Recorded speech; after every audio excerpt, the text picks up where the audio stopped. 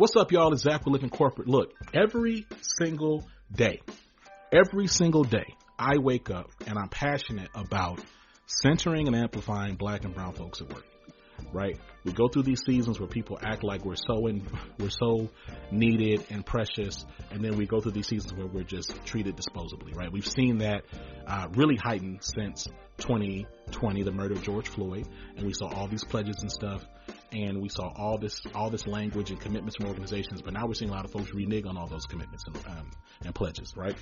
We're seeing black and brown folks continue to be disparately impacted by massive layoffs in the tech industry, the industry that was promoted as the place for black and brown folks to get some equitable treatment and to have some sort of financial security and wealth generation.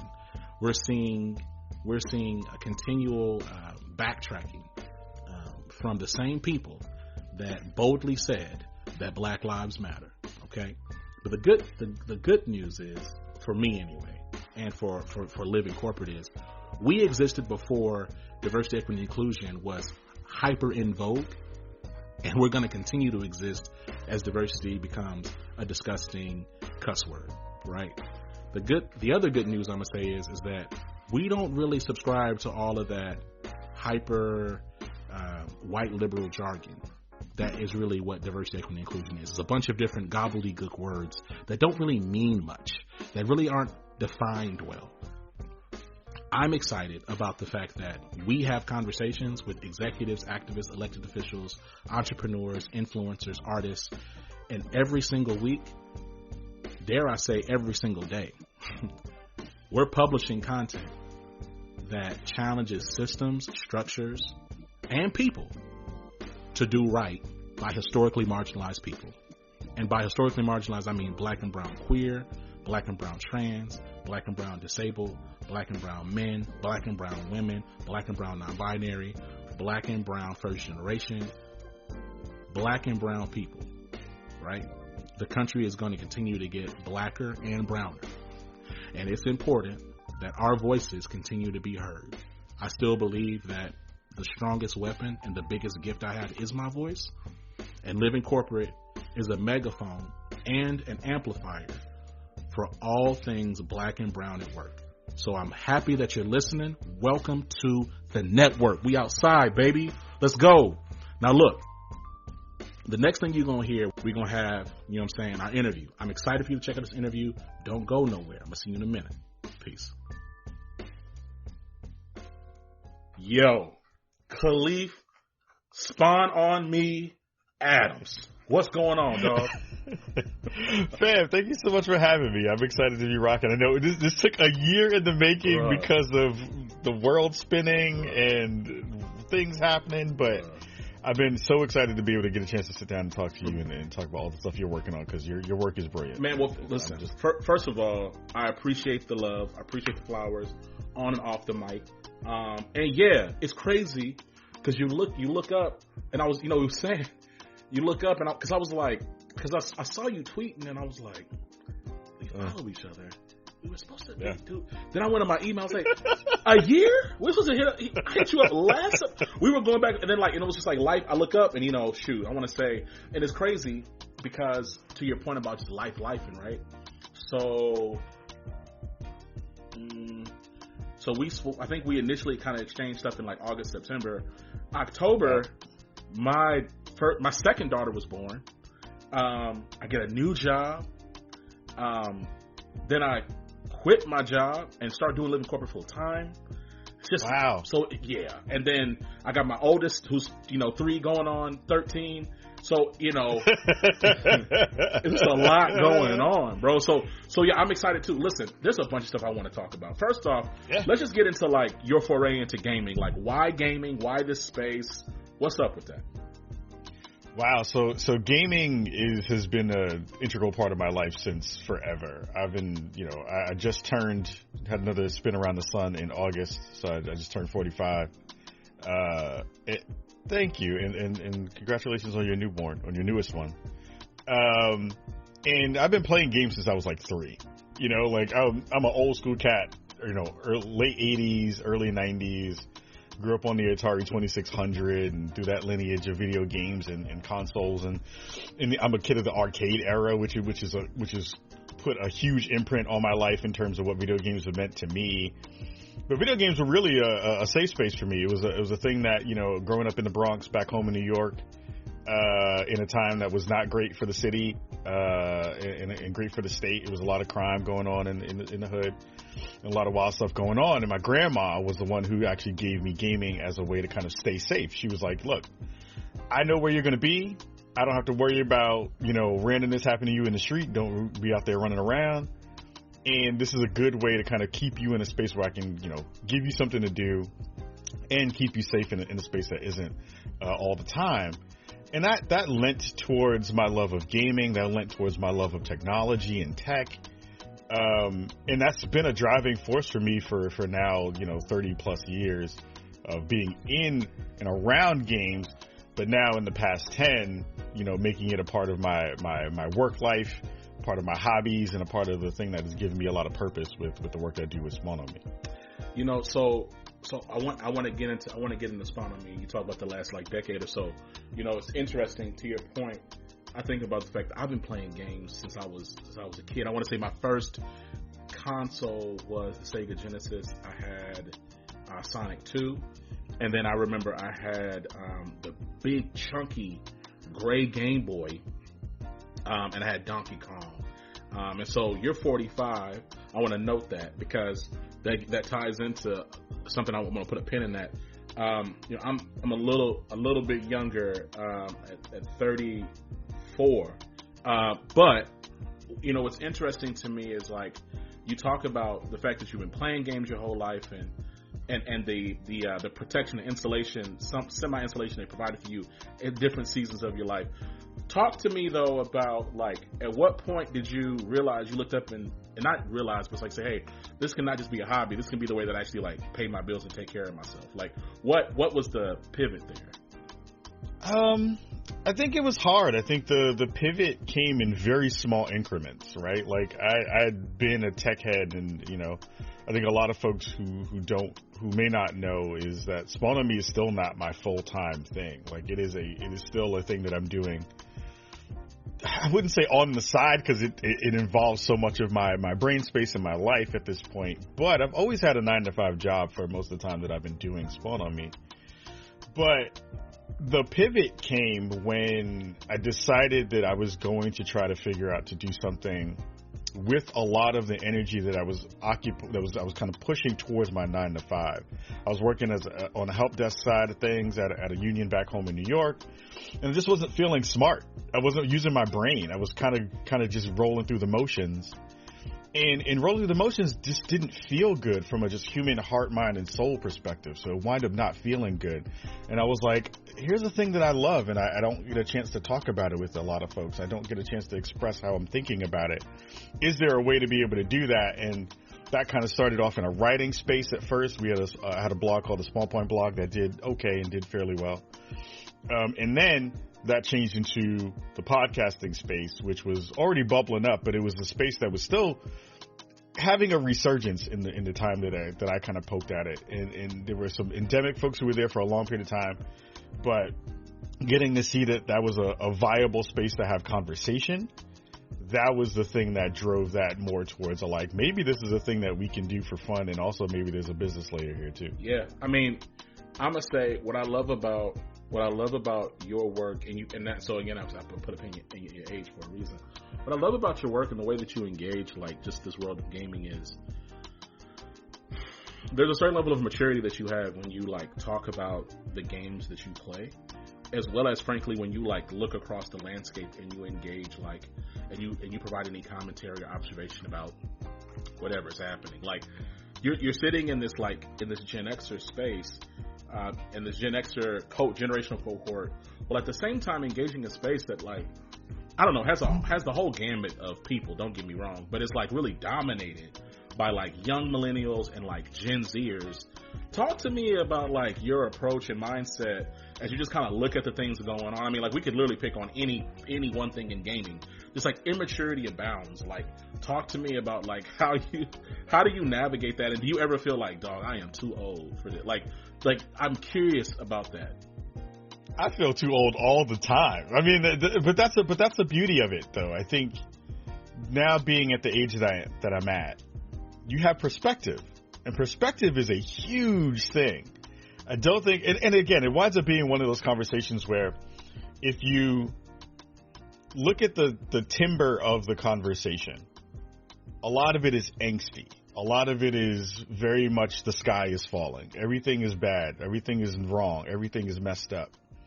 And yes, we live in a time where unprecedented things are happening. Like, you know, monopolies are potentially involved, and the world around gaming is on fire oftentimes. But the tagline, and I hold this to the end of my days for our show and for me, is that I want to bring nuance back to the internet. And I think that is an important thing because, yes, there are things on each level of the spectrum that are wild and terrible and fantastic and great. And we never talk about the good stuff. We hardly focus on the things that are working. We are constantly focused on the things that are wrong because that's easy.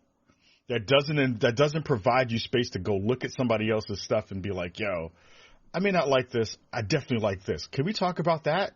Like, there's spaces in there where no one in this industry is a demon. There are very few folks in this industry who wake up every morning on the game side, on the publish side, and all stuff, spend multiple hours away from their families, away from their homes, to make a terrible product, to make you a terrible human in the world, and to give you a bad experience. There's very few people who are doing that work. So that means that there's a ton of conversations to talk about and angles to talk about that remove some of that kind of young, angsty space. And mind you, I was there. I was never at that spot because I got into the game a little bit older. I got into the game when I was in my early 30s and I had some perspective there. But I've also seen everything from when we were 2 dots on a screen to we now have games where people look like actual human beings. In that small amount of time frame, which encompasses my life around the amount of space that I've been on the planet, if you don't look at that and you're like, oh my God, this is some of the coolest stuff on the planet, then I feel like you're doing it wrong. Like you're wasting the time that you have to be able to appreciate while also lending voice to things that are necessarily wrong. And we do that because of the angle that we talk about games through a prism of blackness. But I think those things are in there, but there's also so much good that we could be talking about that we leave on the vine every day. Let's talk a little bit more about that. Like this prism of blackness you just mentioned. Like, yeah, I do think, and so let me say this, like, I've been black my whole life. And then Kahlief, I think you have also, I'm going to be presumptuous and say, I think that yes. for me, I do think that, I don't think that there's enough engagement on the intersection of just, of blackness and gaming. I don't. And frankly, as underrepresented and underengaged, disengaged, underengaged black representation identity is, I mean, we can then say that for a bunch of black and browns, other, non-white spaces and people.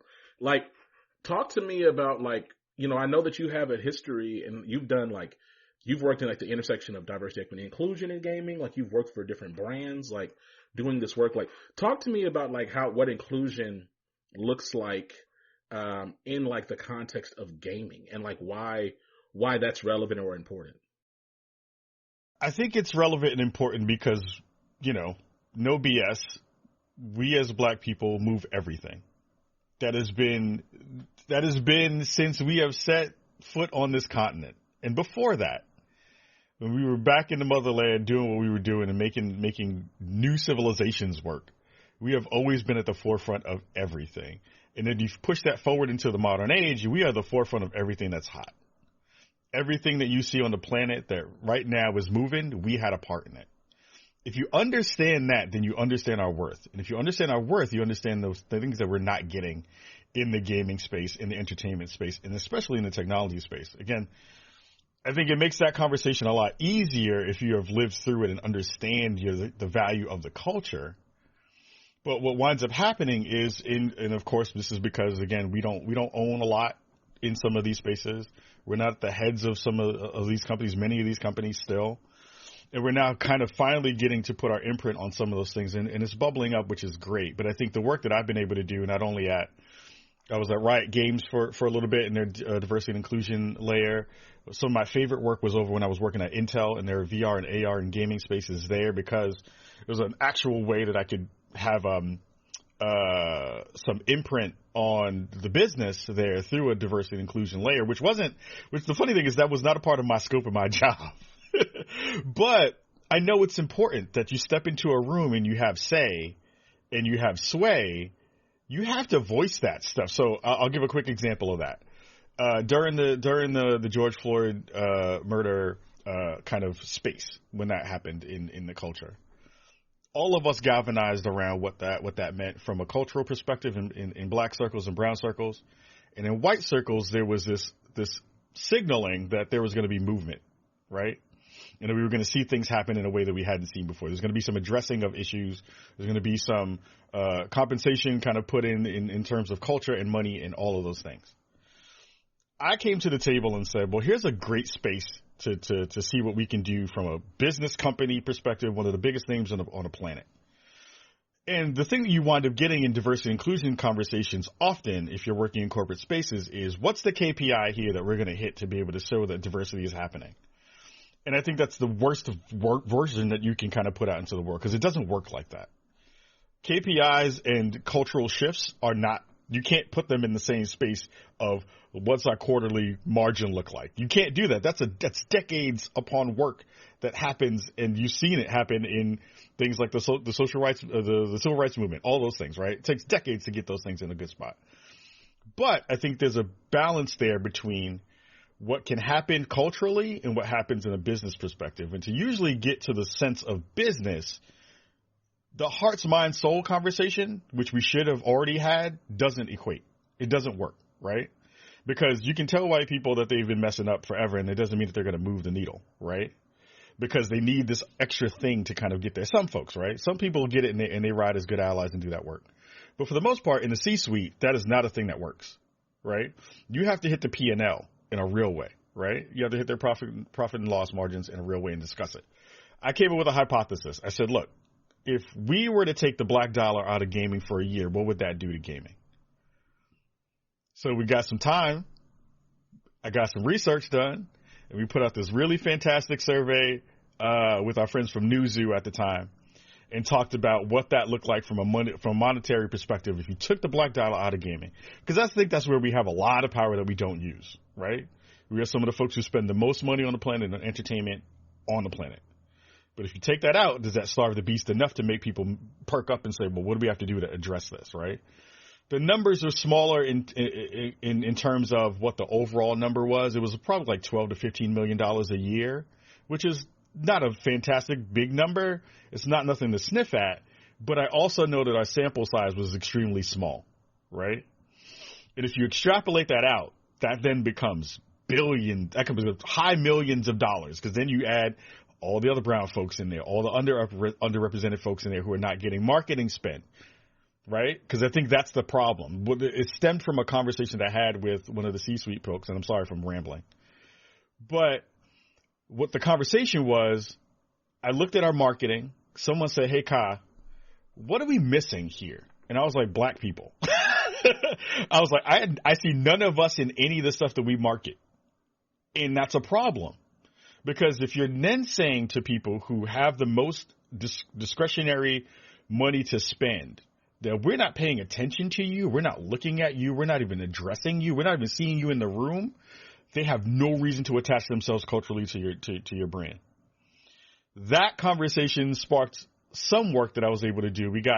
I started a program that would kind of empower creators of various levels across different strata to be able to get really dope machines. We had like $5,000 PCs sent out to about 16 people across different layers of the funnel. And that was the thing that I was driving. So it was gaming, it was politics, it was social justice, it was a lot of different stuff. Because again, those are all parts of the cultural sphere that we live in, right?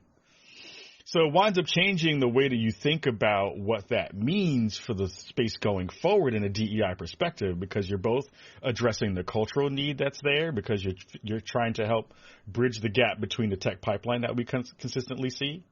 You're also saying, hey, as a company, we actually understand what this means for you in the ways that we talk to you. And then on the back end, you wind up giving these folks who have gotten these machines the ability to do the work that they have been doing in a much better space, which then gives them more space to do the work that they have been trying to do in a much broader sense. So you wind up hitting all of these levels of stuff, but the crux of that is research.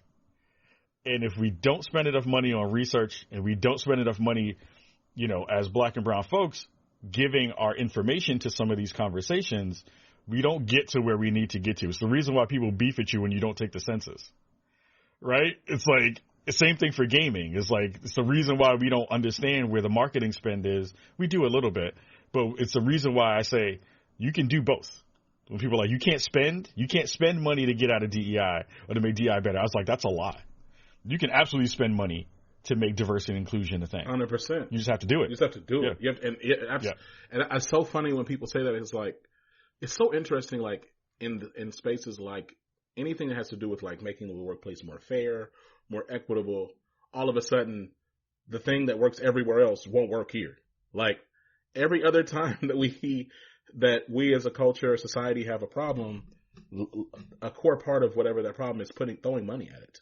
Like now it's you're not like literally just blindly throwing, but it's investment. I mean, it's about investing it in a really like intentional and authentic way. And you have to do it without ask, and you have to do it with an understanding that there is no ROI here. The ROI is cultural, and the ROI that you're seeking doesn't exist. It doesn't work like that. You can't KPI your way to DEI. It doesn't work. It doesn't work that way. So I'm like, when people get that in that mix, yes, it's great if you're a marketer. It's great if you're a researcher. It's great if you're a part of that layer and you have marketing spend or you have budget to pay for that stuff. But you can't get to DEI through KPI in the same ways you do. You have to give that money and continue to give that money in the ways that matter to the folks who are on the ground and have tangible results from that stuff by checking in and by having conversations and making sure that you're still supporting. It's the only way it works if you're a business doing that work in the ways that I think, in gaming at least. Well, it's so interesting that you say that, right? So when I think about like the intersection of just like inclusion, representation in gaming, honestly, I think about this RDC skit where they were trying to build this character, and it was like, yo, where's my hairstyles at? And it was like every hairstyle was like, I don't know, like somebody from like man, what's that punk rock band I used to listen to a lot? Good Charlotte or like Blink 182? Oh, yeah. Like, yeah, it's just like all this yeah, like, it's like, okay, I mean, these hairstyles are cool, but like my hair don't grow like that. So like, why am I, right? You know what I'm saying? Or like, it's like, like what's like, even like the skin tones, it's just, and like, man, I love what you're saying though about this, like, you can't KPI your way in DEI. And I think like, here's my thing is, there's metrics that you can try to track and follow. However, yes. if all you're doing is looking at those metrics and you're not having any appreciation for like the things that you cannot immediately see or measure, then you're making mistakes. I think the other challenge, Kahlief, is that like most people are not like smart enough. I'm gonna just say it this way: most people are really not smart enough to even understand the data and analyze it in a way to get any meaningful outputs anyway. So like, what I mean by that is like, okay, are you even able to like bifurcate all these data sets in a way to give you like actual insight? And let's say if I was to give you a bunch of numbers right in front of you, could you actually even analyze and visualize it in a way to give you answers? Like probably not. So like, no. So it's like, let's just be honest, because there are plenty of things that organizations will invest in or just like throw money at, or that are rounding errors that they do every year, right? There's things at the end of every year, oh shoot, I got this budget, I got to spend it or I'm going to lose it for next year. And they just throw it at something. Mm-hmm. So it's like that, this extra level of scrutiny and resistance. I mean, and that's why a lot of me, not even a part of me, a lot of me, it's just like, look, let's have an honest conversation. Do we want to actually do this work or not? Because I can come together and put together like a really great visualization dashboard. I can bring on a data analyst. We can run as many qualitative and quantitative surveys as you like. But ultimately, do you want to do this or nah? You know what I mean? It's usually nah, because I don't think, and it's a phrase that we roll in our circles all the time. It's like, y'all ain't built for this. And you have to be built for it. You have to have cultural competency to be tied into all of those pieces of the KPIs that you're asking for, the questions that you're asking people, and have an understanding of why people are not coming to those research groups and why people feel like, look, if you were to be like, hey, Ka, if you were to, like 10 years ago, 20 years ago when I was young Ka, and I was like going into college, and you're like, hey, Ka, I need all the information about your money. I need information about your whereabouts. I need information about where you live and how you live and X, Y, and Z. As a person who is afraid of the government, the cops, and all the layers in between that are authoritarian around that, I'm not giving you anything, even if it's for research that might potentially benefit me. To not understand that cultural conversation and to ask people for things, you need people who look like you to be able to make that inroad into those communication circles. And they have to also have enough cultural competency to understand how to put on the mask and take off the mask. It's about in-group speak versus out-group speak. And if you understand that, then you have a much better positioning to be able to go into places and speak to people authentically and speak to people in the ways that you need to, for them to be able to give you the information that you can use to help them. If you can do that, then you're in a brilliant spot. But there are so few of us in those places. And that then goes into a much bigger conversation about, like, our workplace is inclusive for you. Do you feel like you're in a good position to be at that spot? When you have something that goes on in your own personal life, will you have a boss that understands when you need to take the day off because somebody got shot in the culture? Like, or some other random thing that is black adjacent that we understand as a thing that we already just know, right? Like, it's all of those things that are in that mix that I still feel like corporate hasn't figured out well, and we want to throw money towards it in those specific ways, but the money we throw in there is usually not in the ways that we need them to be. So, it's interesting. You talked a little bit earlier about, the world being on fire around us and like monopolies forming and happening. Like, I'm curious for your perspective on two things. Well, no, let me back up. I'm curious from your perspective of just like Microsoft as a brand, right? And like, this is not me trying to mess your brand dollars up. What I mean is, Microsoft, it's starting to feel like, and by the way, I oddly enough, I actually kind of like it, but it feels like Microsoft is just slowly just kind of trying to buy everything. Like, they're trying to so they got Bethesda Studios. Somebody just the other, who was it the other day that was talking about, hey, I think we should buy Nintendo too. Oh, the head of Xbox, Phil Spencer. Yeah, Phil Spencer. In a memo from 3 years ago, yeah. From 3 years ago, talking about we should buy Nintendo. Like, talk to me about like your perspective on that, and really like the state of gaming as we see these absorptions happening across the space. Ooh, that's a lot. I think there are multiple angles to that. From a Microsoft perspective, their current trajectory and way they're positioning things is extremely smart. Phil Spencer, in the most recent deposition, when he went up to, because what was happening? So the FTC basically came to the table and said, "Hey, we don't want a monopoly here," with them buying Blizzard and Activision. The things that came out of that conversation were really telling, because it basically had Phil Spencer and a lot of the Xbox brass basically say, "Look, we're in third place when it comes to the console generation. We've been in third place for a very long time. We've been in there for maybe 2 generations of games." And they have been, right? Sony has been eating their lunch for a long period of time. Nintendo has an extremely smart and loyal fan base. They've been doing that work for multiple decades of years. Nintendo is a deeply entrenched Japanese company that has figured out cultural relevancy across lots of different ways, right? So they're brilliant at what they do. They have a very niche pocket, and they rock in their pocket, right? They rock that joint. Sony is really interesting in that way. Another Japanese company that has a really smart marketing arm in what they do, but they're faceless in a lot of different ways.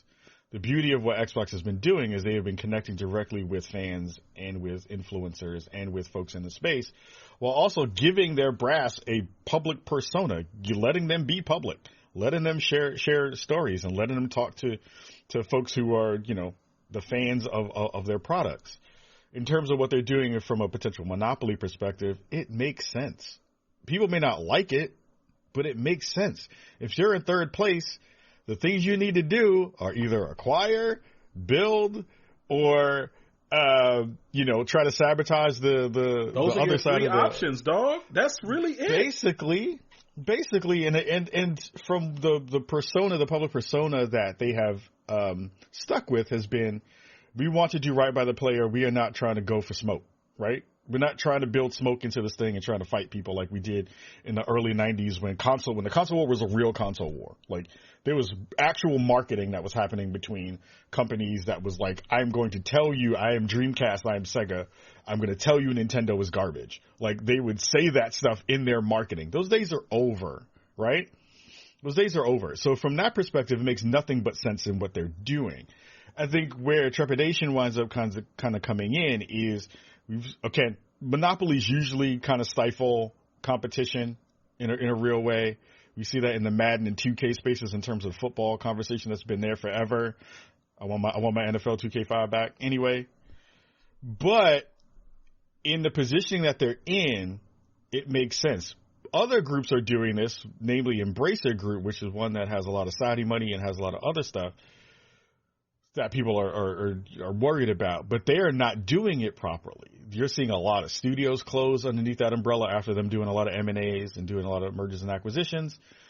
They're dissolving a lot of stuff that they pulled in thinking that they were going to be able to do more work. So that's what we don't want. But in this conversation, the only real thing that they have to worry about is the public profile hit. And if they're not able to produce the games they want, they already have, 13 to 15 studios that are underneath their umbrella now. And from an Xbox gamer perspective and player perspective, the biggest thing that people have been saying is, you bought all these studios, you've been doing all this M&A, where are the games at, right? They still have to prove that out. That's not going to not be the case. They still have a ton of studios that need to pull out some really fantastic games to bubble them up. But again, they're still behind. So what they've been doing in terms of pivoting is like, we're not going to just do console stuff. We're going to do multi-ecosystem stuff, which makes more sense and also is a really smart play. It's not about the console. It's about the ecosystem now for them, which makes a lot of sense. Players on the ground don't get that, and the smart ones get it. The other folks are still trying to play in the fanboy space. But that's where they're at right now. Like, it just makes nothing but sense for the positioning that they're kind of engaging in and what they're trying to do. When they came out and said that you're going to be able to play Starfield through your Xbox app on your TV, I said, oh, okay. I said, there. And then somebody said, effectively, like in the next handful of years, the console wars are going to be over, because we're not talking about buying a system anymore. We're talking about just wherever you happen to exist with our products, which are not just confined to this box, no pun, that you're going to be able to interact with our suite of our library of entertainment, which includes games, right? That is crazy. Like, and to your point, like I was talking to my wife about it, just from like just the business side of it. I was like, first of all, people forget. Now look, third place is not tiny, right? And in this context, third place is still huge. I respect that. It's still third place. So it's not, they're not like, Walmart. Like, there's this perception that they are. Right. But they're not, right? Like, and if you were to really challenge me to say, hey, Zach, you can only play one game for the next 10 years. You can only play one game. I'm probably going to choose a game from Nintendo. I'm not going to choose a game from Xbox, probably, to be honest. And that's not to say there aren't fun games over there, but if it's like, hey, you can only play one exclusive, or you can only play one system, and I'm thinking about fun, I'm probably going to choose Nintendo, Yep. which gets me to my next thing. Yep. So, we're going to talk about Starfield before we get up out of here. So just Yeah, I got nothing but time. You got me for as long as you need. All right, perfect. So here's my thing. As I've gotten older,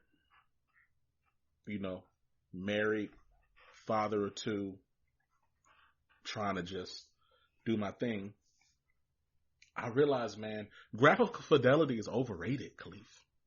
It's overrated. I'm trying to have fun, dog. Yeah. And can we just talk about how Nintendo has figured that out?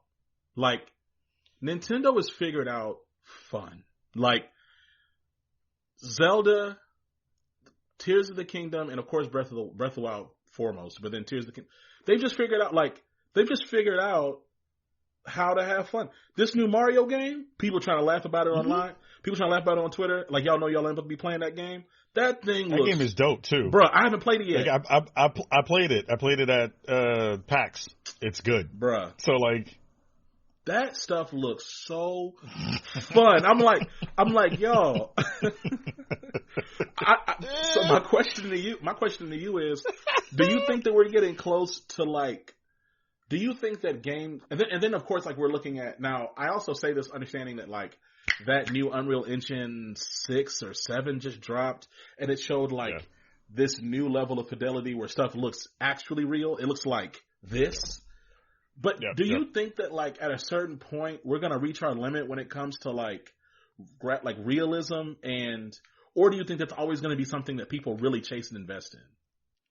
Well, it's interesting. So and I love the fact that you posited kind of the Nintendo stuff on one end and Unreal Engine 5 stuff on this end of it, which is really the gap, right? Where the uncanny valley, which is what they usually call it, and when you get to a space of hyper-realism where it kind of feels fake when you get there, we're already at some of those places. I think the Nintendo layer of it is actually really interesting because not only do they play on your heartstrings of fun, but what they do, and they encapsulate this extremely well, better than anybody else on the planet, is nostalgia. They are a nostalgia company. They will give you as many Marios and Peaches and Yoshis as your brain can handle for now until the end of time. They don't need to get out of their lane there because everyone loves that lane. For me, that winds up being a little bit troublesome only because they have not gotten to a point where they are matching the other two in terms of fidelity. We had a big conversation about that most recently with the latest Mortal Kombat game, which was not great in terms of the way it was displayed and got ported over to a system that can't handle that graphic fidelity yet. That thing looked crazy on the computer. It looks rough. It looks rough. So, shout out to whoever team that is that has to fix that. But I think the uncanny valley part of it, we've been seeing a pushback against that for a while, where the conversation has moved from we need to have things be hyper realistic all the time to we need really great creative art direction. That's been the biggest battle there. For me, I am a graphics nut. So I want things to look. That's not the word that I want to use, but it is the word that I will use. I love to see hyper realistic stuff. Again, I was just playing some Mortal Kombat before we jumped on the thing, and I was like, I want this to be even bloodier and gorier because I like horror movies. Respect. But it's you can mash up really great art direction and that be a total different vibe than just saying we need humans to look exactly like humans. Meta-humans are amazing in the Unreal Engine space. That's really fantastic. If you got a chance to see, this is maybe a year or two now ago, which was that Neo. Yes, I played it. The Matrix demo. Crazy. That looked nuts, right? And that was the ushering of Unreal Engine 5. Now we're seeing some of those pieces kind of pull into the games that Epic are making in Fortnite and other stuff, and other people are now using it. So the expectation is that graphic fidelity will be there. But even before that, we had stuff like Uncharted. We had stuff like God of War. Yeah. We had stuff that was in there. And then you had other stuff from the indie space that went really hard on art direction, like Cult of the Lamb, or a game from Spain called Greece that was beautiful and captivating and had this really fantastic story. But it was very you can see it was what people will call it. It's an artsy fartsy game, right? It's great. So it really depends on the timbre of the game. Really depends on the current angle of what you're trying to make as a game in general. But also, it really goes back to the emotion that you're trying to evoke in the player. And once you really hit that layer, then you have a lot of different ways that you can go. But we're going to get to a point where you're just going to run out of tech. So you know what I mean? You're gonna run out, and you're not gonna have enough stuff to get there until you get to what we saw with like the Tupac hologram. Yeah. Right. We're gonna get there at some point, but people are going to look at that too, and they're gonna be like, I don't like that. I don't like and that's where that uncanny valley conversation comes in. So it's weird. And I was saying Unreal Engine 6. I meant to say Unreal Engine 5.3 with these with that nanite landscape stuff. And I'm looking at this, and I'm like, so here's my thing. So first of all, I love the fact that you're on the opposite side of me on this because. But I say this, but also knowing that like fidelity has changed. So my issue when it comes to like high end and like us pushing for it to look as realistic as possible now is, it inescapably we're gonna come back 5 years later and go, oh, this looks terrible or this doesn't look good, right? But I say that though saying maybe not now with these nanite landscapes because now it looks like an actual like I looked at some video on YouTube. They dropped this. It's called Why Unreal Engine 5.3 is a Big Deal. It has like 1.3 million views like 2 weeks ago. Sure. And I watched it and this legitimately looks like, I'm like, okay, it looks like y'all took like a GoPro and just like went through a forest. Like it looks crazy. Yeah. But here's my biggest use case of like, or my biggest example of artistic direction and style over trying to like burn out your PC to make something look real. So check this out. Like, I remember when Wind Waker came out. Right. Yeah. Everybody was mad. A lot of people was mad. Yo, we ain't want this. You know, da. And so then, and then like people were really like hating on the game. I was a little salty about it too because I just got done playing Majora's Mask, Ocarina of Time. So I was like, yo, I really wanted. I'm thinking I wanted at the time Twilight Princess, right? Right. Because Twilight Princess was to me like the most logical next step from a fidelity perspective, story, da. But like, and not to say, look, Twilight Princess is a phenomenal game. I ended up missing it because I jumped consoles. I can't remember, something happened. I can't remember. But and I want to say actually, Twilight Princess was really hard to get on the GameCube. Like something happened where it just got, and so it ended up being available on the Wii. On like the Wii? On the Wii, but I didn't have a Wii and I wasn't trying to mess with the Wii. I think at that point I switched over to like a 360 or something. But the point is I remember though, if I go back now, right? And I go back and if you go back and you look at Twilight Princess, which it's Zelda, so it's going to be phenomenal. It's a great game. Okay. But if you go back and look at Wind Waker right now, it still looks phenomenal. It looks dope. Like it looks like you're going, like it was, to your point about they specialize in nostalgia, it was, if you go back and play it now, it's aged so beautifully. I mean, all the Nintendo Switch guys are pissed, myself included, raising both my hands, that they haven't dropped a remake yet. You know what I'm saying? True. So here's my thing. Like, here's my question as we get into this, like, you know, you've played Starfield, you got the review copy. We're going to get in that for a second. The question I have before that, though, is what does it look like to build relationships with these studios and really, like, have access to games early? What is it, you know, I mean, I think, you know, you think about the major players and major reviewers, there's these stereotypes that come with a lot of them, right? I mean, sure. I would say that you and, like, ACG and other people sit in this different space of, like, having access to these groups and giving very authentic and honest reviews with respect to, while still respecting the relationships. Like, what does that look like? And when did you start really building those relationships to even get early review copies? Ooh, that was, it's been weird because it's like, even within the space that I occupy, like Spawn on Me is not a huge outlet. We are Smedium, as I like to call us. But I think what has kept us in the mix has been that, not brand voice, but like that authentic voice, that authenticity that you see from me as a person who's doing all that work to say, I want to be able to showcase not only what you've done, but I want to get our audiences smarter about the way it works. I've had the privilege of working at studios before, and there's a huge gap there. And I think that's also kind of one of the underlying kind of North Stars for me is I just want the player to be smarter, because the conversations we have online are really stupid about video games. And you can't expect developers to spend time to do that work. Community managers are constantly doing a ton of stuff to get that done. But there's still a language barrier here between the player who's at home, who's like, I just want to put my money and buy my game and play, and the people who are like more thinking about the industry or thinking about the way it works.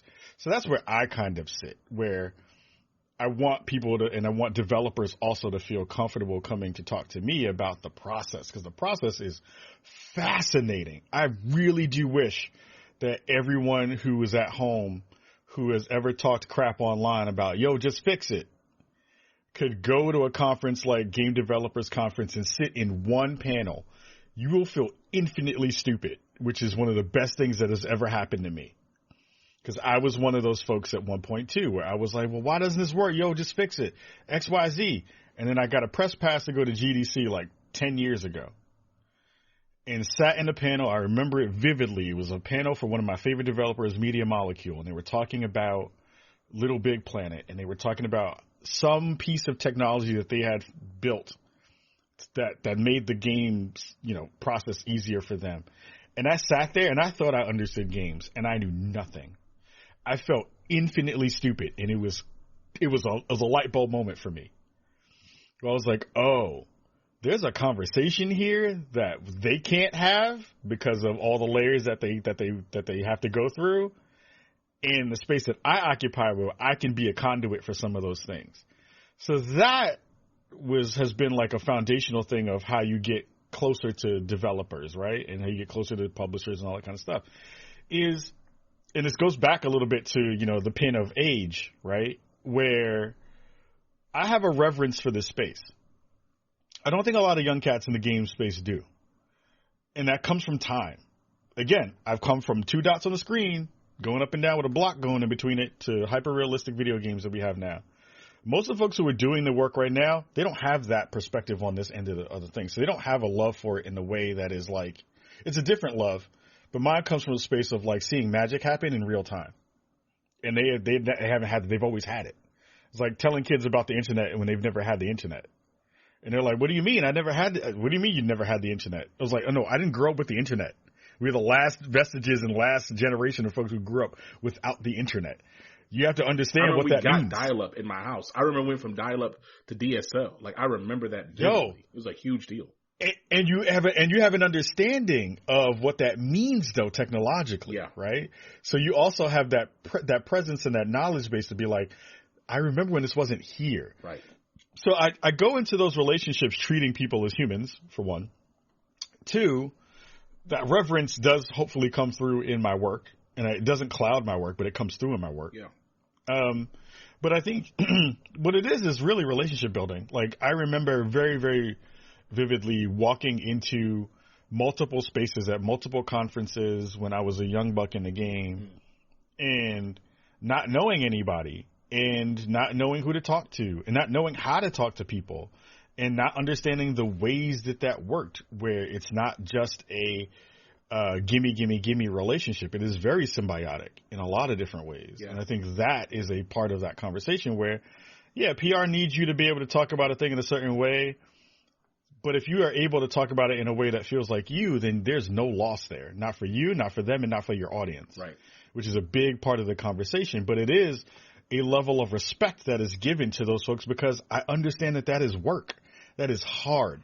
It's the reason why games have marketing teams. It's the reason why people do PR and why those layers are so important, even though we kind of poo-poo it and make it into this thing that is adversarial, and also in this way that feels like, oh, well, they're keeping stuff from you as a person who is in that space. When the real conversation is no one deserves any of it. Like it's a lot of entitlement in the gaming space, man. It's entitlement, and a lot of it is like I deserve. Yeah. And when I get into my I deserve bag, I have to take a step back. I don't look at that and say, well, I deserve a new code from X company, from any of that stuff. If anything, it's liberating because now I don't have restraints. I don't get a thing early, so I won't be in the same mix of the conversation as all the folks who've gotten early code. But it doesn't diminish my ability to have a conversation with my audience and talk about the game when it comes out. The barriers that are being put in here are all artificial. Some of those, this is your job, some of those have actual repercussions because there's ad money in there if you get a really good review out and all that kind of stuff. We all understand that. Right. But for 99% of the folks who are doing this, it's all hobby stuff. Or if it's not hobby stuff, it's an enthusiast space that you have decided to go into. And engage, right? It's not like you're not missing your mortgage payment off of not getting that code early. But even if you are, one of the best things when I was going through couples therapy with my wife some years ago was our therapist said, take this sticky note. You take one.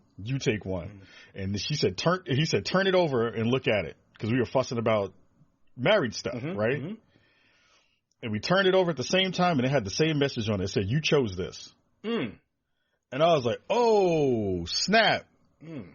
Word. That's a You are right.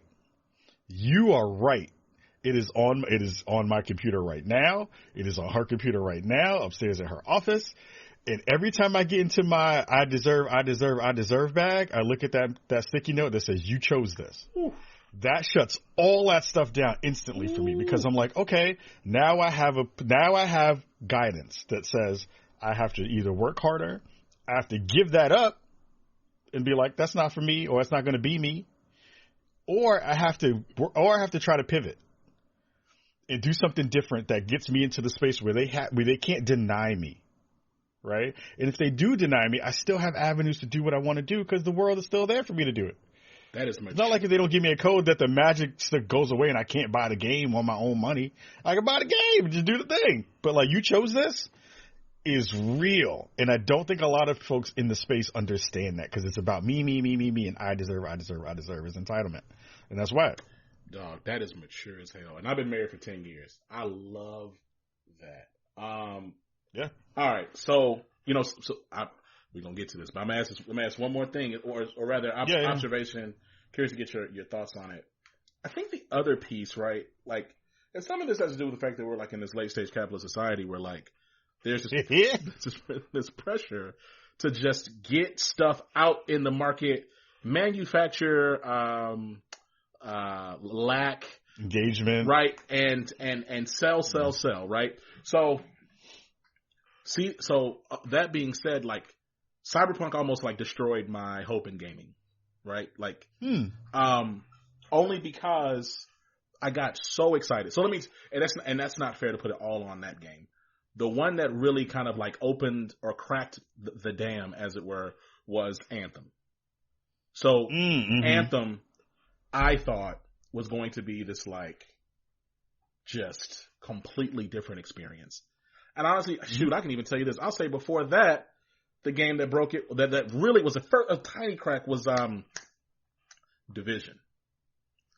Ooh, yeah. Right? Yep. So I was like, because Division was like, oh, this look. You talk about fidelity? This look crazy.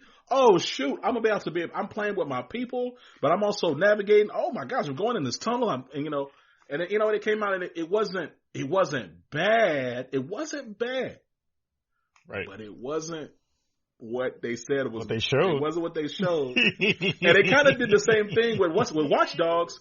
But Watch Dogs to me was fun, so I wasn't tripped. But Watch Dogs looked crazy because they put it on like, they had that crazy PC setup where they were basically running it on like, Zordon, basically, like equivalent of that. So you got, I love that reference. Bro, it was a huge machine. Well, because I watched a YouTube video where they showed you like, hey, this is like the machine that they ran. And it looked. They said it was like a $10,000 setup, and I was like, good God. So anyway, so to your point about running out of tech, but anyway, so you got Watch Dogs. Then you got Anthem, and then so Cyberpunk. So for like 2 years, dog. No, my bad, 3 years. I was following everything. I was like, oh, somebody got a black creator. Oh, this thing about to be crazy. Da da da da. I was looking at like the stills where the girl, where she had the razor arms and she was getting, she was getting shot up. I was like, oh my gosh, this looks incredible. And I get the game and I'm like, Yep. What is this, fam? And then you ain't wrong. You ain't wrong. I was so heated, bro. I was so mad. And you know what it is when you like, especially, and it definitely destroyed me pre-ordering stuff, right? Like, sure. Right? And so I was like, this is crazy. Because if we think of, when you do the math, there was no reason for that. Like for Zach, the gamer, not Zach, the DEI executive or ex Big Four consultant or any of these other things. Just Zach, the gamer. Pause all that other stuff. There was no reason that game should have been bad because it came from a phenomenal studio that just gave me one of the best games of all time. The studio, if you read anything about them, they're always talking about quality and experience and like giving as much value as they can to the player, to the gamer, to their client, to the customers. Why does this game look like this? And so for me though, what I had to pause and realize after it took me like 2 weeks, I was really mad. I was heated. I was so mad, bro. What I realized was like the designers, the engineers, these folk, they are not the people in charge. Like they're not in charge, right? Like the C-suite is still in these gaming studios, the same C-suite that's anywhere else. The C-suite is in charge. They tell you and they determine when stuff is going to go out. I mean, I want to say afterwards, like when the game went out, a bunch of people got upset and they were like, "Hey," like, and they started leaking stuff. Hey, we actually said this needed to be, because they had pushed it already. And when they pushed it that first time, everybody got, to your point about entitlement, everybody got really upset and were really offended and really let down. And so then, and I want to say they were like, it got really ugly. But all of this to say, I just wonder, do you think gamers appreciate that like the designers and engineers in these teams are not the people trying to like rush out a bad game? Like, nope. And why? They don't care. They don't care. Well, here's the thing. And I learned the most about, I had a short stint at the previous studio that I was at, but learned so much about the process of game making that it is invaluable information now.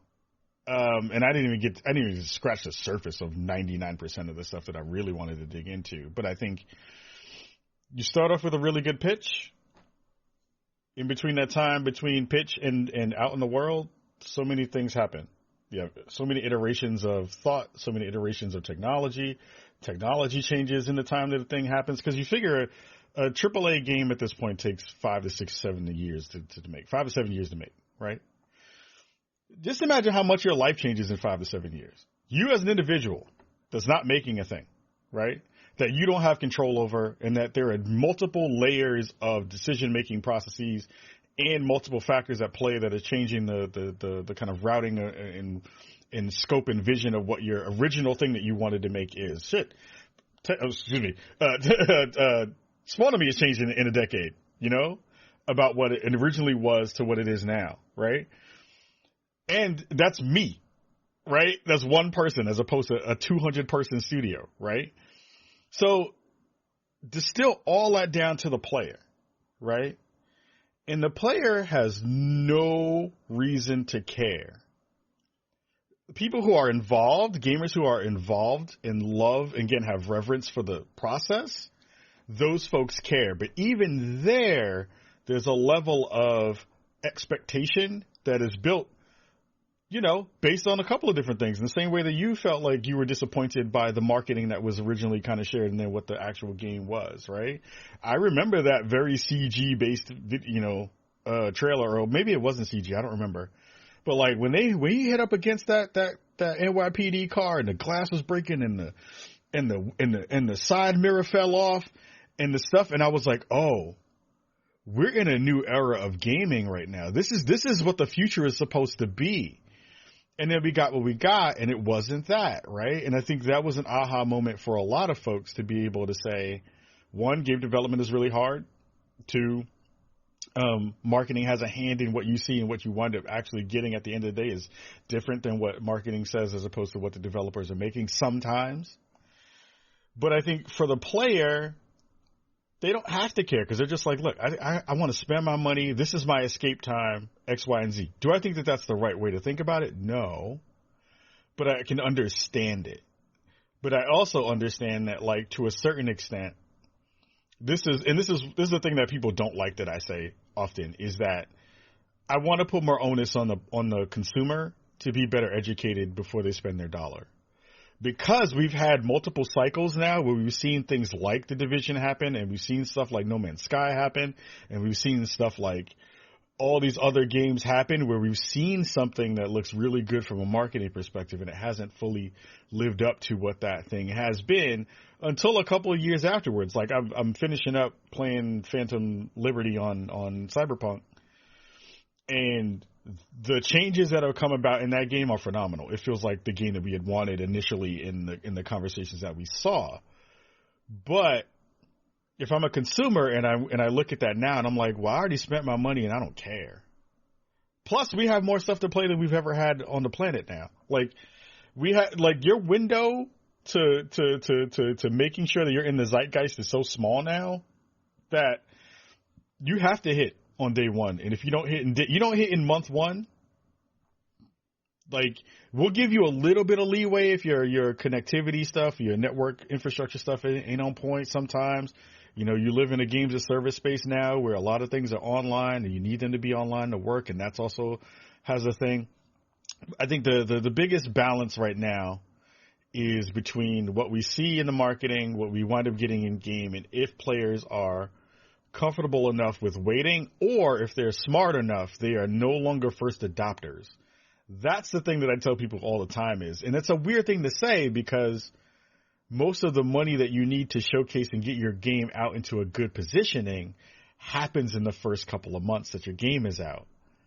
So it's a weird balance where you can either play the role of the guinea pig and be okay with it and work with it, or you can wait until a game has gotten its legs underneath it and kind of do that stuff. But there's another conversation in there that I think is really important about just like the proximity between players and game makers now, which is extremely different than any other place that we've ever seen on the planet. And I think there's some care that needs to be had there as well to be able to kind of move into a positive direction. But that's a whole other tangent to go on in terms of how players interact with the development community in a way that's good for them and benefits the player too. Well, you know, but you know what though, and I get I can see why people get upset about you putting accountability on the consumer. People don't really like accountability like that, Kahlief. So, but what I'll say for me, what I'm noticing is that, or I had to take a lesson, right? So after Anthem was trash, no disrespect. After Anthem was trash, I had to make a decision like, okay, Zach, like, what you gonna do? Like, you gonna keep on pre-ordering these games, or you going to wait and be judicious? Right? Like, that's just what it is. Now, and here's the thing. Then I was like, I'm like, here, straight up, here's the calculus. I said, so cool, I'm not gonna do that no more with these random games. I'm only gonna pre-order with like very select studios. So then Cyberpunk drops. I pre-order. Cause I was like, okay, well, Zach, all right. So obviously the game, your calculus was wrong again. Because, okay, and also everybody trying to make money. They had to get this thing out. So you got to make a decision. So then Starfield comes and I'm like, you know what? I'm going to try it one more time because if Bethesda gives me a bad game. Now I did not mess with Fallout 76. I'm not playing that. When they told me there wasn't any NPCs, I was like, this is ridiculous. I'm not playing that game. Right? And the layout was just like Fallout 4. Reasonable. Yeah, I'm not. Come on. And unlike probably a lot of people, I actually think that Bethesda does make really good main storylines. I like the storylines, so I enjoy them. So, but when they told me there wasn't going to be a story and you're just going to be you collecting tapes and stuff, I was like, I'm not playing that. So anyway, I said, you know, if Bethesda drops a bad game, and I told my siblings, I said, if Starfield is actually bad, then I'm going to just put up my games for a while. I'll probably just end up playing on this Switch until whatever, and then I'll just be a super casual gamer and play with my kids. Starfield comes out, and I'm gonna be honest, it met all my expectations. I ain't gonna hold you. I'm curious, like, I watched your review 4 times. I want you to know. Thank you. So I'm not asking you to repeat your video here. Sure. Talk to me about, like, your impressions of Starfield. Compare it to, compare it to Oblivion. I think people like to compare it to I think a lot of people like to compare it to Skyrim. Sure. I think there are more apt comparisons in their library. But I'm just curious to get your perspective on it. And frankly, like, I want to know, like, were you really excited to play it, or were you kind of like, eh? I was really excited to play it because, again, I believe in Bethesda's work. I think Bethesda continues to put out really smart titles. I think they lean on their pedigree a lot, which I think is also in that mix too. But I also just understand that, like, when you are going for a Bethesda game, you have an understanding of what you're going to get within a Bethesda space. Like, I don't think that that's a bad thing, knowing what Bethesda does. I think that the game itself is great. Like, I'm having a blast still playing through it. I still, even though, because now multiple games have come out in between that time, I've still not finished the main campaign, and I'm still playing through the main campaign, because I enjoy it, and I'm still trying to, eke as much out of it before I get to the end game and then try to go into New Game Plus and stuff. But I think from a system standpoint, there could be some work done there, because I think some of those things feel a little antiquated. I think from a character building perspective, it's always a little bit weird because you are this kind of silent protagonist who's not saying a lot and having a lot of interactions with folks besides asking people questions and talking to them about things that they want to kind of have a diatribe about, but not really engage you in a real way. Like, it's talking at you as opposed to talking with you, which I think is a Bethesda thing in their conversation systems that I think is a little bit old and antiquated. Yeah. But the things that I was going into that game hoping for was, like, better combat, really dope space exploration. The ship-to-ship battle stuff just feels really good. So I feel like they have done the job of what they asked for, and now knowing that the thing that frustrates me about the conversation about Starfield is everyone kind of acts brand new about the understanding that, like, this game, once Bethesda puts a game out, at minimum, there's an 8-year cycle for content that's probably going to happen in there. Maybe that has gotten shorter now because they have other projects in the mix, and because you don't want to burn your team out with a game for that long, because they've already probably been working on it for 5 or 6 years already, and teams get tired. You usually will see a lot of folks leave studios right after a big release because they just want to do something different, or they just want to break, right? But I think Skyrim did exactly what they were trying to do. It's a space opera. Like, you're trying to do that thing and find those interesting factions and find those little planets that you're doing all this cool stuff. Like, I got my little iron and aluminum sweatshop on one of them planets doing this thing as we speak. But it feels great. Yeah. Like, it's doing what it's supposed to do. It's playing exactly the way I had expectation for it to play. So I'm happy with it. I'm just excited that now that it's out, we get to see the modding community jump in because they're fantastic. Yeah. We now get to see Bethesda even configure some of the stuff that they have been trying to do, because that game is just big. Like, people forget how big this game is and how all of these intricate systems are at play. So it's like, people are like, oh, the game is ugly and it doesn't look good. And I'm like, yeah, but you can do you can do this, and this. And you can't do that in most of these other games. Yes, you have to understand and put things into proper perspective, because a game like God of War is very, very different than a game like Starfield. It's not even, they're not. Two different sets of technology that's at play here, and two different things you're trying to make happen. And people forget that part often, which is super frustrating. I'm just like, you don't understand how these two systems are so infinitely different and why one might break a little bit more than the other one breaks. Yeah. Like, that's just a telling sign of, like, not paying attention to the way games are made more than anything else. And this is where I'm like, maybe I'm starting to age out of this whole, like, gaming thing. Not that I'm gonna continue to play games, but it's like, to what you said earlier in our conversation, just like, the level of dialogue, right? So like, so my thing is when they were talking about, oh, well, you can't play, you can't travel the whole planet at the same time, right? And I'm like, okay, I mean, okay, who, why do I like what like here's an interesting thing, and because I literally right before we started the recording today, I saw this. Someone, go ahead. Yes. I love it. But one of the conversations that popped up was around, so there's a new mod now where you can go from space and basically break through the atmosphere and go down to the planet like you're doing on No Man's Sky. And I looked at the mod and the video that people did, and it's not real. Like, you can't do exactly what you can do in No Man's Sky. And it made me rethink about my experience with No Man's Sky. And for that game, that is an integral part of the experience, and it still is dope every time you do it. The difference is with Starfield is when I do that in No Man's Sky and I get to the planet, I still don't feel like I have things to do. I don't have direction. And maybe that's me. Maybe that's me because I've been out of the loop for that game for a little bit, because I know that game has continued to get bigger and better and all those things. But even when I go back to go play that game, I still don't feel any urgency to do anything besides go look at the planet and farm rock. That's my biggest. I'm like, guys, these are not the same game. Even the commentary of, oh, you can only jump from system to system, or you can't literally fly from one star system to another. It's a cutscene, and I'm like, do y'all know how big a galaxy is? Like, do you want to go in your ship and press a button and just sit there holding your controller for 30 minutes or whatever, flying from one star system to another? Do you appreciate how big that is for you to go?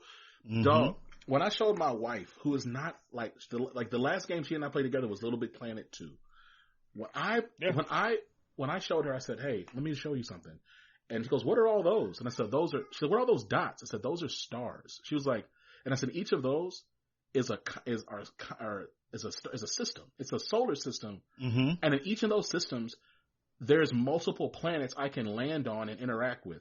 And like, it was also understated of like, they were like, oh, there's not enough life. And it's like, fam, I remember like, I think one time when I flew out to like past Cricks, like way out there, and I landed somewhere and it was like, oh, an abandoned depot thing. There's people, there's NPCs out there. It's like, bro, and it's like, yo, do y'all, and I think to you, this goes back, I love is this whole conversation coming full circle about appreciating what something is because of just like, you've seen other things before. Like, I think about when I played Skyrim for the first time, hell, I'll take it.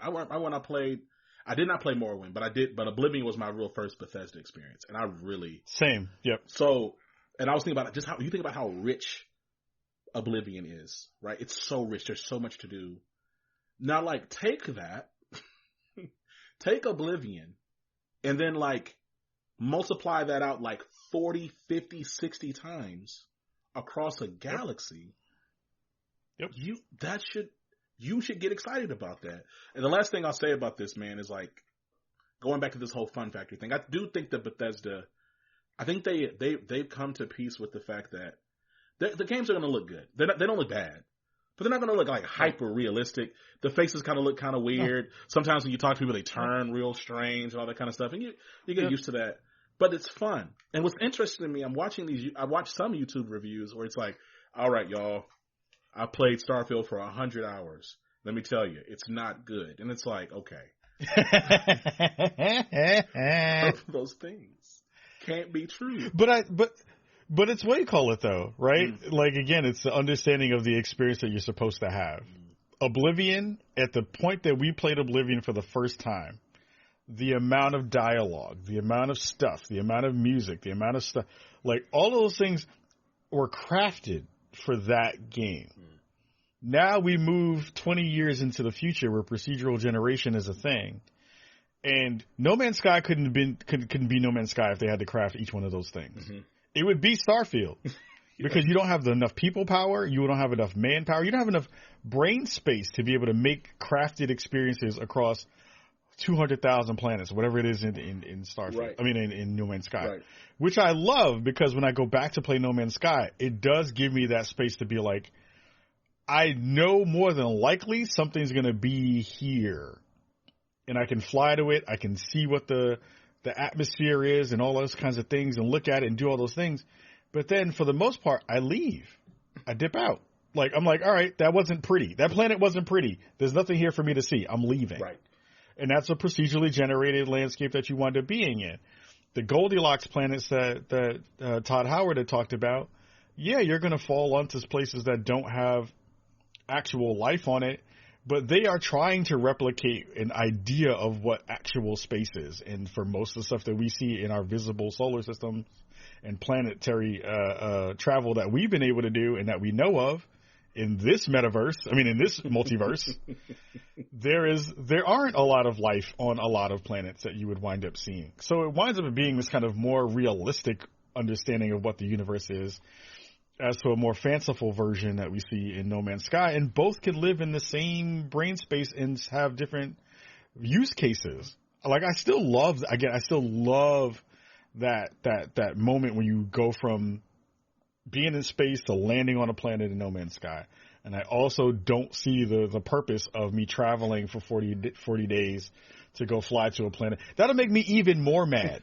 If you make me fly to a planet for 40 minutes and ain't nothing on that planet, I'm heated. Now I'm mad. Right. Now I'm mad at you because that's wasted time. Man, come on, man. I right? gotta put these kids to bed. I got time for this. So, like, right, like, you know, so I don't know. People want everything and everything at once, and I'm like, that's not the way this works, y'all. Like, this is not it. Kahlief, we might have to break this down to a part 1 and 2, but bro, thank you so much, man, for sitting down with me.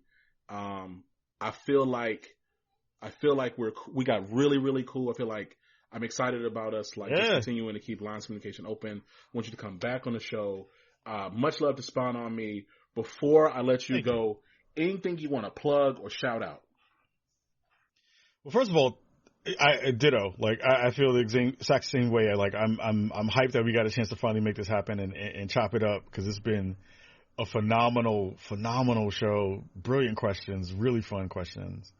For me, I'm running around and doing a bunch of stuff. So we're working on getting Spawnies together. Spawnies 3, our award show that we've been doing. That's for underrepresented folks in the gaming space. Spawn on Me is now hit its 10th year as of 2023, which is a milestone in and of itself. We're creeping up. We're probably like 2 or 3 episodes away from our 500th episode on the podcast, which is great. We're trying to figure out what to do for that, because God knows there's so many things to do. And you can check out the show on YouTube, youtube.com/SpawnOnMe is where you can find our VODs. I usually do our live broadcast on twitch.tv/SpawnOnMe. We're trying to find a good day for it, but everything keeps moving around. It's between all the games happening and the embargoes happening. So we usually do it on Wednesday nights around 6 p.m. PST. But that's been kind of in flux just because too many things have been happening. So you can go check that out there as well. And there's a super secret project that I'm working on, that's in the Spawn on Me universe, that's coming probably before the end of the month. It'll maybe start in October. That'll kind of get us closer to what the original idea of what Spawn on Me was about. Which I'm excited to kind of dig into, when it's time to talk about that. But stay tuned for that. It's going to be a little bit, it's not going to be a little bit, it's going to be a lot of fun. And it gives me a chance to kind of expand in a way that I've been looking to do for a while. So I'm excited for that. And again, thank you so much for having me. It's been a blast. Anytime you want me to rock, I'm down to, and just appreciate the time and the work you've been doing. It's dope. Well, first of all, absolutely. Thank you. Definitely going to have you back soon. Maybe I could slide by Spawn on Me. I don't know, because might not. I don't know because I'm not an engineer. I don't know, but I would love to hang out with y'all over there too. And then also, make sure y'all click the link in the show notes. If y'all aren't following the Spawn on Me podcast, make sure y'all follow them there. Make sure you check out the website. Make sure y'all just get familiar. We have a phenomenal community over there. I love authenticity and what you said at the beginning of this is just how you engage games through the prism of your own identity, and and the fact that it's not, and no shade to nobody, people who do this, because there's different spaces for different types of content.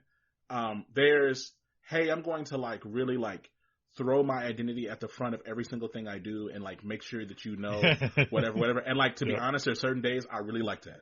I also like the concept of, hey, I am who I am and I'm happy to be doing this thing, right? Like that's where living corporate, even the name came from, because living single was all about these people and these black folks in the 90s. They happen to be, they're black because they live in New York. So they just happen to be existing in all these spaces. That's my general vibe I really like a lot, because when you do that, then, you know, your identity is going to seep through. It's going to really just permeate throughout the entire thing. So all that being said, look, man, I appreciate you. Can't wait to have you on the show soon again. And we'll catch up, bro. Thank you, fam. Appreciate it. We'll definitely get you on Spawn. You definitely got to come through and rock and share our audience with your audience and get some more folks to come by and check out the work that you're doing, because it's fantastic. So anytime, I'm down to make that happen, and anytime to be down back on the show as well. Love it, man. Talk to you soon. Peace. All right, brother. Peace.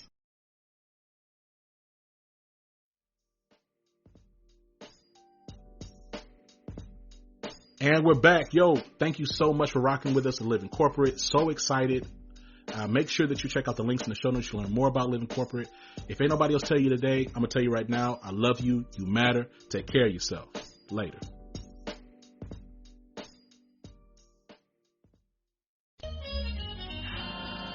Living Corporate is a podcast by Living Corporate LLC. Our logo was designed by David Dawkins. Our theme music was produced by Ken Brown. Additional music production by Antoine Franklin for Musical Elevation. Post-production is handled by Jeremy Jackson. Got a topic suggestion? Email us at livingcorporatepodcast@gmail.com. You can find us online on Twitter, Facebook, Instagram, and living-corporate.com. Thanks for listening. Stay tuned.